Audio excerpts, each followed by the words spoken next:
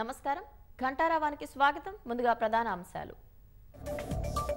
June 4న ఉదయం 8 గంటలకు ఓట్ల లెక్కింపు కేంద్రాల వద్ద 4 అంచెల భద్రత ఉంటుందన్న CEO Vikas Raj exit polls లో కాంగ్రెస్ 9 నుంచి 12 సీట్లు గెలవబోతోంది ఈ నెల 4వ తేదీ తర్వాత భారాస కనుమరుగవుతుందన్న కోమటిరెడ్డి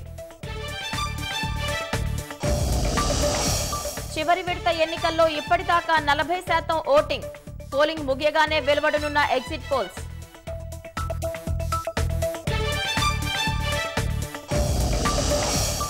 మరోసారి తగ్గిన వాణిజ్య సిలిండర్ ధర అంతర్జాతీయ చమురు ధరలు దిగిరావడంతో మార్పు